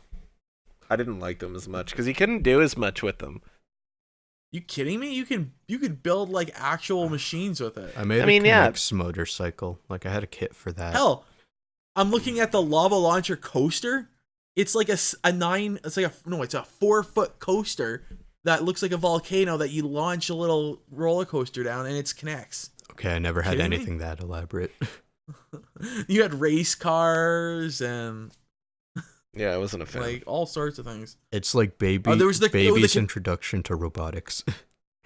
Kinects, they had like this domino stacker, so it's like a robot thing that you made out of the Kinects, and you load it with dominoes, and it would like. That's what I just- mean, it though. would- Like, it would only do what it specifically, as far as the package goes, it would only do what it's specifically made to do. You couldn't just, maybe because like, you didn't. build whatever the fuck you wanted. I saw a guy use mean, one you of those could. and use the Kinect parts, and he had the thing go across the roof, sticking dominoes to the roof. Like, you can do a lot with Kinects. So- It's just you have to be a little more innovative than Lego. Kind of like Kinex, but do you guys remember like the wooden block version, like for little kids? Yeah, Blocks. I know Like what it's a you're little talking BLOX. spoke wheel, and you'd have like the long rods. of Oh, wood and yeah. stuff. about. Yeah, I remember Fucking that. We had that. I loved that shit. those. Here's one. Monsters in a Pocket. Do you guys remember Monsters in a Pocket? Pokemon. No.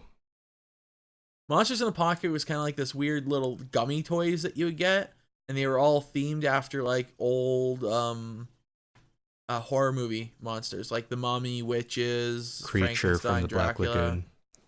Yeah. Oh, this one's scarier than that. Who remembers Tickle Me Elmo? Oh, my mom had her Tickle Me Cookie Monster. You would hit it, and it'd be like, oh, ho, ho, oh, ho, ho, ho, he's fun, oh, ho, ho, ho. See, that one wasn't scary. Tickle Me Elmo was like you didn't know it was somebody had one. You bumped into a box and all you hee. It's like, fuck off. And the thing started shaking. Oh, fuck, I want one now. I've never seen one in real life. I remember commercials. My brother for it owned before. one. Fuck. And they were even scarier if you took off the fur. You take the fur off, the animatronics for that thing is, it's the thing of nightmares. Only fucking you would make Tickle Me Elmo into Five Nights at Freddy's. Actually, I bet you there's Spice like a Girl fan dolls. game of that. There probably is. But you guys remember Spice Girls? Yeah. Remember the dolls? Remember they came out with their own brand of like Barbie doll-esque dolls? So they were like popular. we had like the Spice World VHS, and I'm pretty sure my sister watched it at some point, but like in there they have the dolls. Yeah, you could actually buy those. And they even had their own magazine, if I remember right, as well. Oh, probably. They're fucking huge. This back one we then. should all remember. I used to have this. Gak. What? Nickelodeon's Gak. Oh. No, I It's don't that remember. big slime ball, and you could stretch it and smack it against the wall, and it would stick. And Okay, I didn't have I had Nickelodeon those. till like early to mid 2000s. sorry, I didn't know Nickelodeon existed. you could make fart sounds with it when you squeeze it. It was every little boy's dream. Oh, wonderful. Then there was Floam. Who remembers Floam?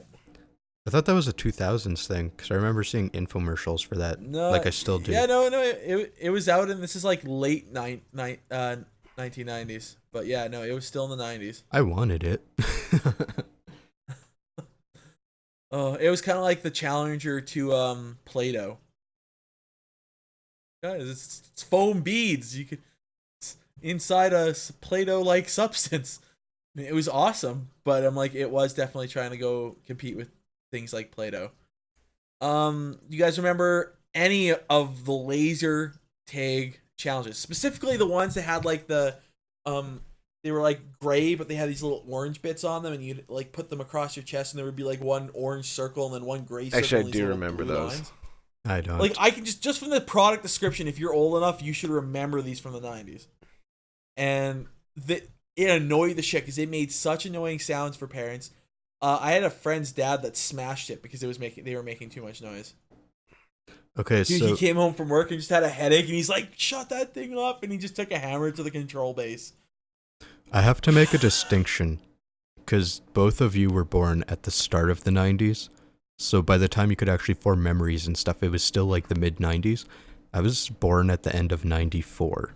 So it was like the beginning of 99 when I turned 4 years old, and which was pretty much the point where I could actually remember memories. Yeah. So most of these things, I know them in some regards to some degree, but for Just the most not part, by I know name. the second generation of them. Ooh. So like the Bop It, they were already releasing like the second form of Bop It. Yeah, by the time I could remember. circular. Like Super Soakers, I remember Super Soakers, but I don't remember like the original Super Soakers or anything. Yeah. Oh, here's one that you should remember anyways, because they were still around. They're still around now. I think maybe Creepy Crawlers Bug Maker. It's like the boys' version of a easy bake oven, except it was made candies that were bug shaped. Hold on, is the Queasy Bake Oven from the 90s? Easy Bake Oven? No, the Queasy from way Bake before. Oven. Oh, I think it might be. Oh, was one that the that's, like, all the monster gross themed one? That was like Yeah. the male version. Yeah, that was from the 90s because, actually, weirdly enough, one of my friends who was a girl, their dad bought it for them thinking it was an easy bake oven. I had one, and I think I won it in a bowling league tournament or something. And they have some sort of sour like foamy topping to the cookies or something. Yeah, I remember that. I can remember the taste, but I've never ever found anything that tastes quite like it, and it makes me so sad. Because they don't make those things anymore. Like, anytime I'm at, like, a Toys R Us or something, I fucking look for, like, the little cooking packets. But they're never there. It was arsenic. Now, the next That's one, okay. Skufflewick here, I know loves these still. But who remembers Nerf guns from the 90s, specifically? No. Yeah, they didn't still have exist now. safety glasses. Hell, they didn't care if you poked your eye out. They were a lot of them were pretty strong. Like, they were actually. some strong fucking strings in those things. Springs. Yeah, because they actually wanted them to stick to the wall. The ones nowadays are so pathetic. Yeah, some had suction cups. Some, well, granted, some now do too. Some were suction cups. Some were Velcro. Velcro tipped ones were cool. Some were even. Then there was just the rubber tipped ones that didn't have any sticky Just things. bounce off your forehead. Ting! Don't shoot it, Dude, eyes or what the face. hell is Ting, that? ting, ting. Daddy, daddy. And the They still have knockoff those. brands. Yeah, but then there was the knockoff brand of Nerf that was in the 90s, and a few of my friends had these, and they were just solid plastic ends. Oh, Ow. That's how you get cut. That, bitch get cut. surprise! Yeah, people did. Oh, God. Oh, I remember this fucking piece of shit. Hit clips. Hated those things. Hated That what? sounds familiar. Tell me what it So is. hit clips were these, like, think of the earliest thing of a micro SD. They played one song. I They do know looked them. like cassettes, and they stuck back into like a little mini like cassette player almost, or CD player almost, but it was on the end of a keychain. I wanted one And they so fucking bad. So fucking bad. And you know what came out almost immediately after I discovered those was Video Now. Which that for sure was 2000s, but like Video Now is where you had like a single Nickelodeon episode on like a mini disc, and it played on like a 2-inch screen. Oh, yeah. I think I remember those. Now here's one that you guys might remember or might not. But do you guys remember 1, 2, 3 roller skates from Fisher Price? Yes, me and my sister had a pair of those. I had one too. I had those too. Mine were like black and green, and hers were pink and white. Oh, mine were the original blue, yellow, and orange. Pieces of shit. Oh god, like they're such ugly colors because they were like early 90s. Wah, wah. Oh god, everybody's nightmare. Furbies. Yeah. The original Furbies. My sister had to be one. exact. I remember other people having them. One of my friend's sisters had like 5 of them. We have one of the new ones. Oh, you do? Yeah, my girlfriend does. It does work. It's got that deal where like you can connect it to the app to feed them or whatever. Is it less creepy than the original?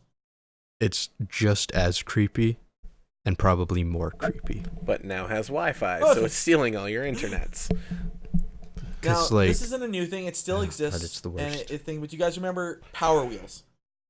Who had a Power Wheel? Was that like the thing with the ripcord, except it was a wheel? No. That was Beyblades. This is No, I'm Yeah, talking you're like thinking Beyblade, but it was an actual wheel. yeah. I know what you're talking. No, this isn't that. Power Wheels were basically those mini cars you see like a thing, and the original ones were like Jeep Wranglers and monster trucks, and the little kids could drive them around. I had a little mini monster truck. No. My dad splurged one day and went and got it for me. I think my mom might have given him shit for it. I'm not sure. Your mom's a mini and monster. No, your mom's pretty awesome. Let's be honest. The next one we've all heard of. It existed before, but it was extremely popular, especially for the one that came with all the brownie mix. Was the Easy Bake Oven? Yep. Dear gods. Yep. And Sister kids getting had burnt that. from that. Man, that thing God, made the tasty shit.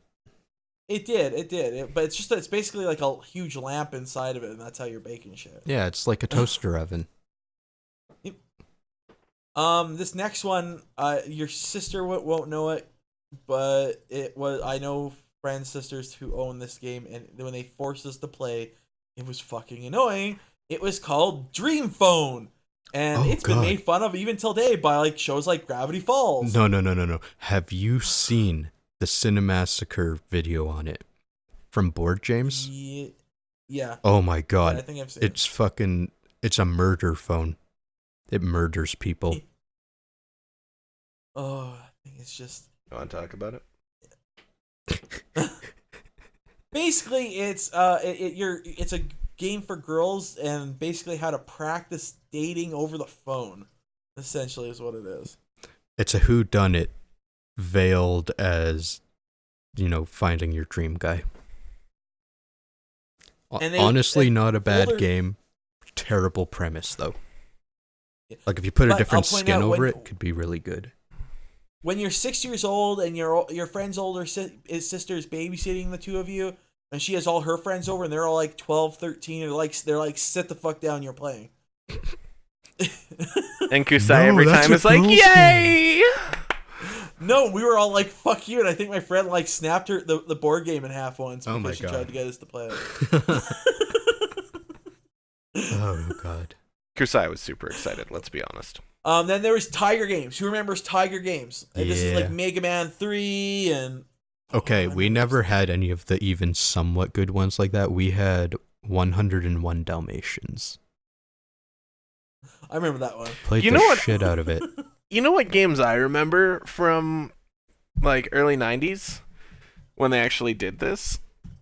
I got Age of Empires, The Game of Life, and there was another one, but you would get computer games in cereal boxes.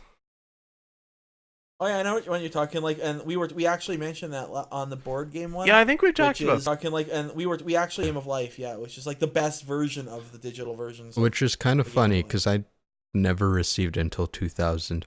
I have a hard time believing that you would get the Game of Life from a cereal box in the 90s because it came out in 98. You need to at least have a period where they're selling that game first. It was in the 98. My friends, we have I still own all the games from that. I know it was there because we played it at my one house when I was in grade 4, which is in the cul-de-sac in South Park. That's how I distinguish time sometimes, is by where I lived. And we were playing in there when we got it. And we used to have the computer room in the kitchen because my parents didn't trust us in a room by ourselves with a computer. So really? It's fucking weird to me. Not being trusted. Because seriously, that game came out in 98. And a computer. It was like it's like the video game version of straight to DVD. It was straight to fucking cereal box. Cereal box, yeah. Weird. Which is kind of sad considering how good it was. Yeah, it was fucking amazing. Then there was you guys remember Moon Shoes? Yes. Remember these things? I never had them, but them. I remember them. Yeah, I remember. My friends owned them, and they would let me borrow them. They still have them. They were the most break your fucking ankles, but they were awesome. I thought Moon Shoes was from the 80s. They had a specific brand called Moon Shoes. I know, that's what I'm talking about. But the brand wasn't around. The toy itself was.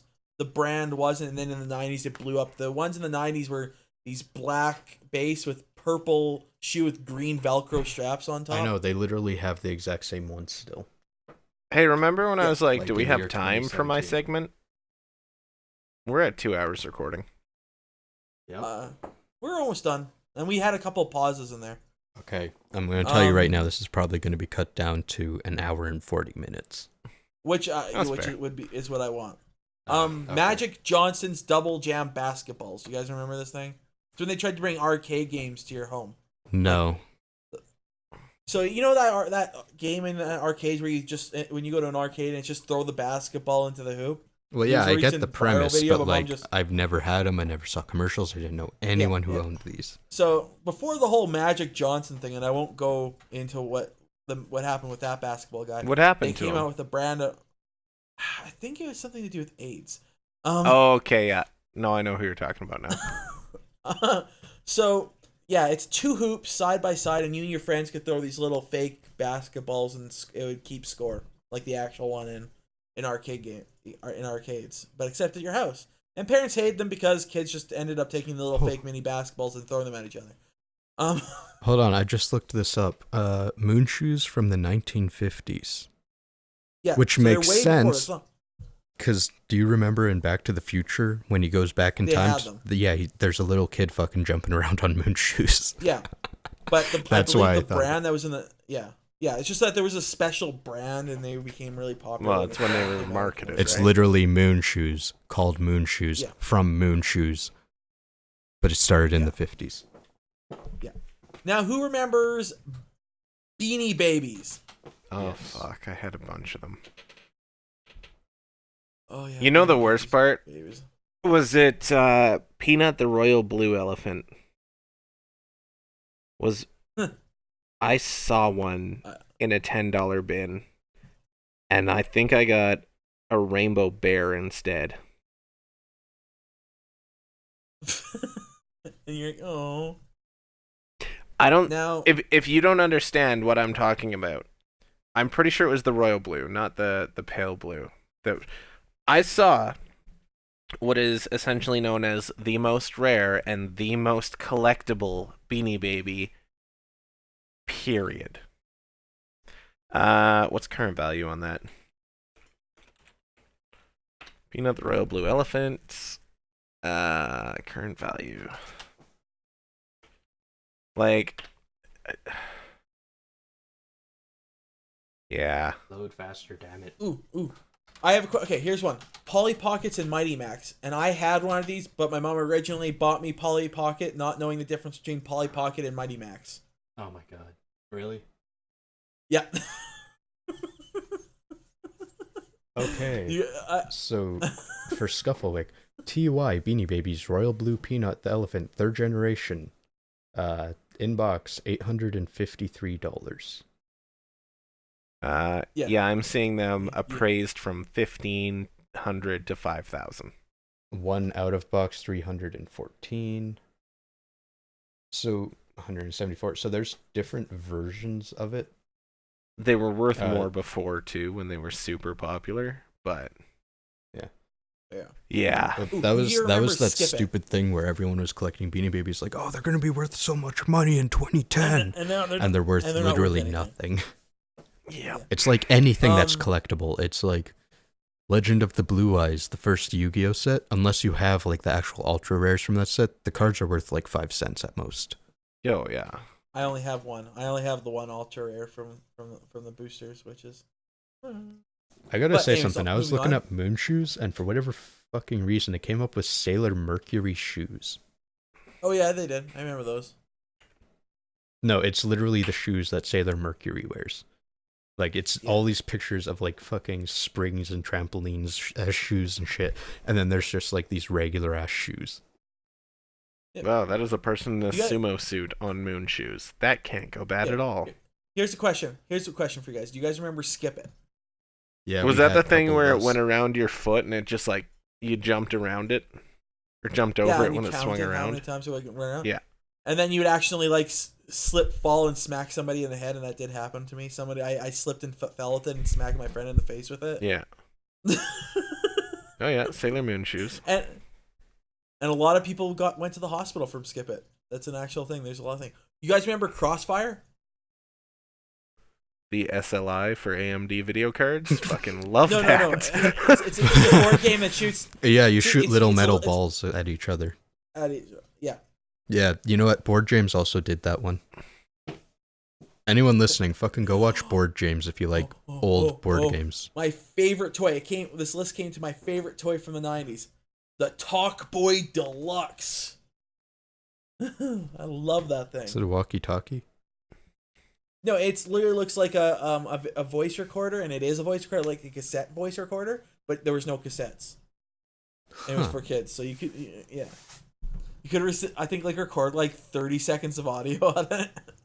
I had something similar from the 2000s where it was sold in like a kit for, it was like called a spy kit.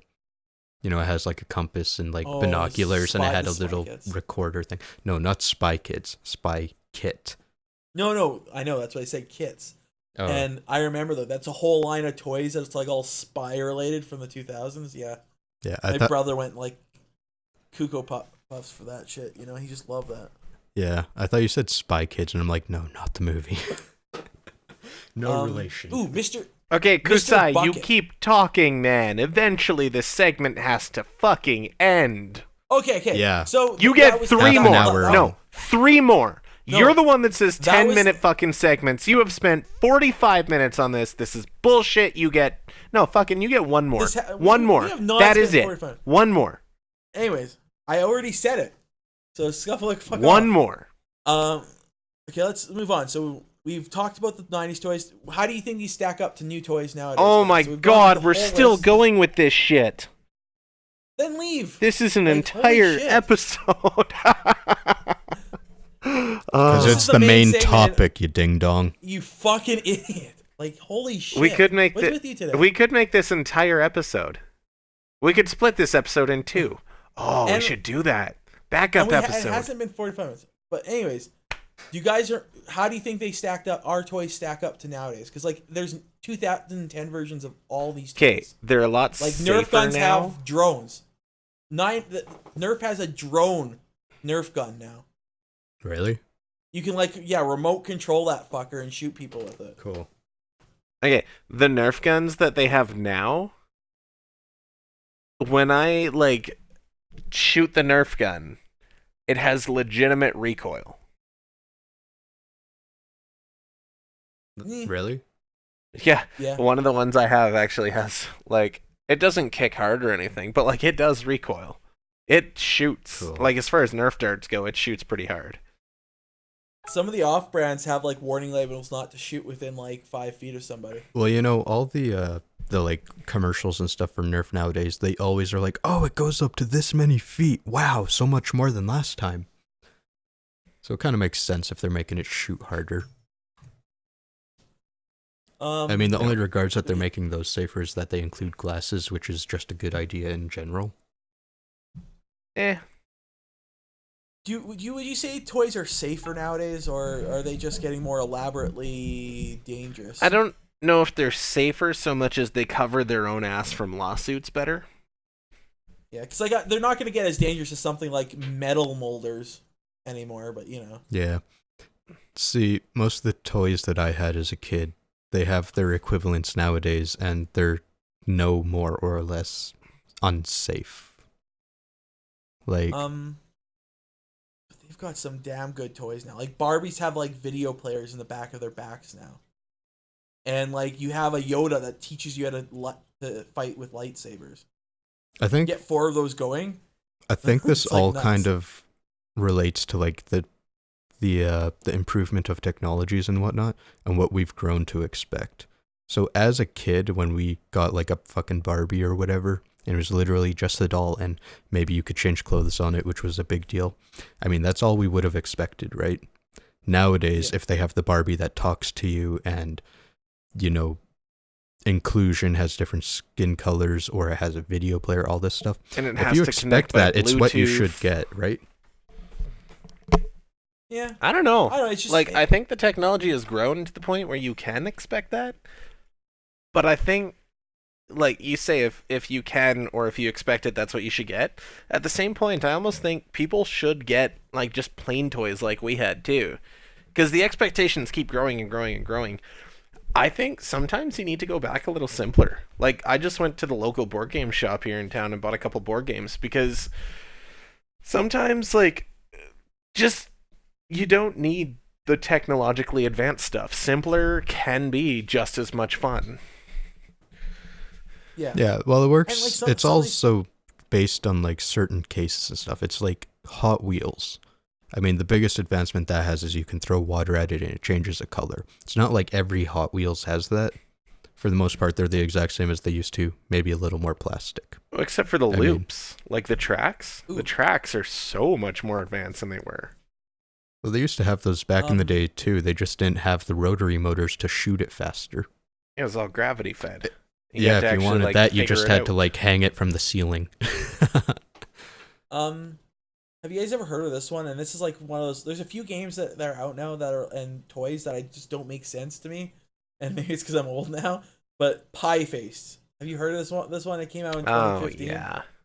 What is I that? was like, what the? You- You stick your face in this thing and it smacks you with the fucking. Okay, phone. hang on. It's like Rock'em Sock'em Robots, and you like hit the button to try and win, and it goes back and forth, and whoever wins, it goes and pies the other person in the face.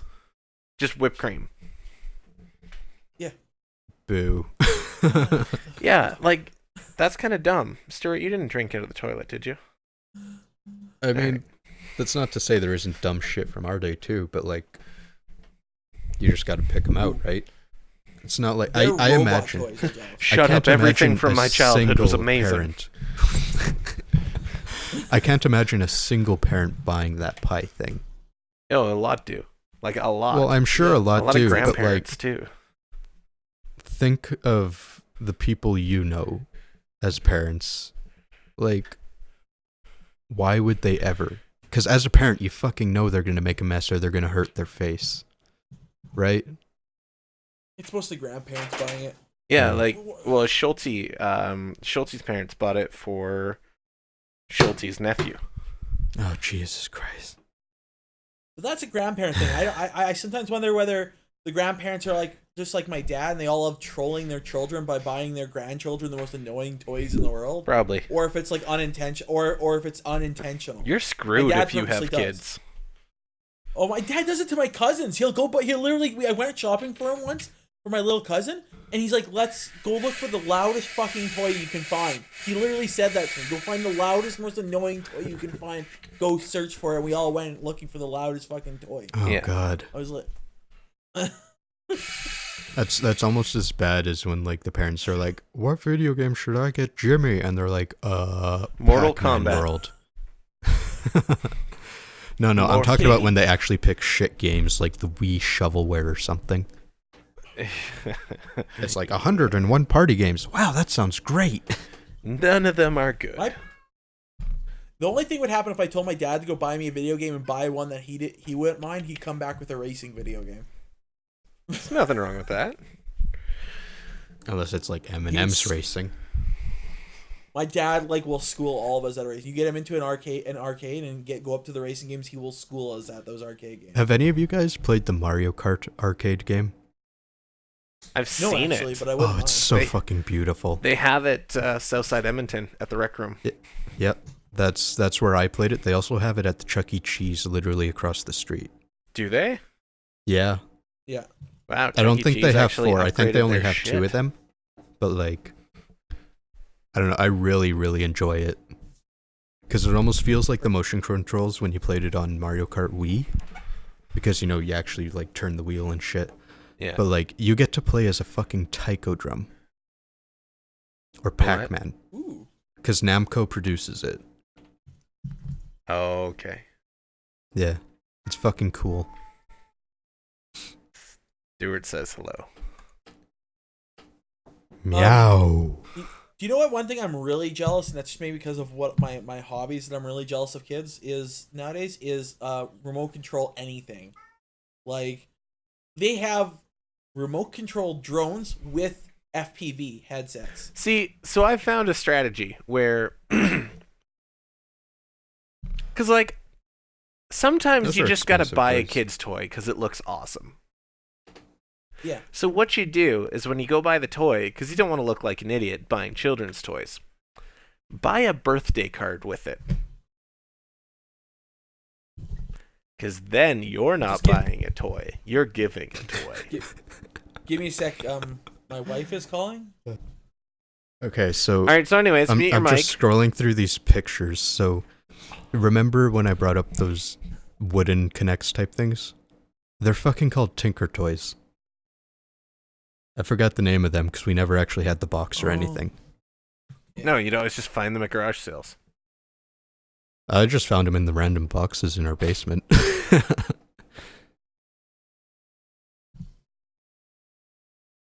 Good times. Yeah. We need to end this. Right now, Yes, before and- Kusai comes... Oh, damn. Yeah, no, we are. This is the last topic. We don't have any random topics for this week. Oh, thank God. That's usually up to you guys if you want to add. That's just there. You guys get, like, a specific time. And, like, my day off is gone. Or half a day off, I should say. Oh, get over it. You'll be up till midnight anyways. You have 10 hours. Yeah, I go to work in, in the like, morning. 2 hours. I thought you said it was your day off, ding dong. No, somebody quit on the spot, and No, guess who's covering Oh, is all this- of the shifts this week? Okay, so outgoing question. What topics do you want us to talk about? And what 90s toys did you like? And do we need to stay on topic better? Or at least have shorter segments? Kusai. Skufflewick. Kusai. Jukebox. Donkey!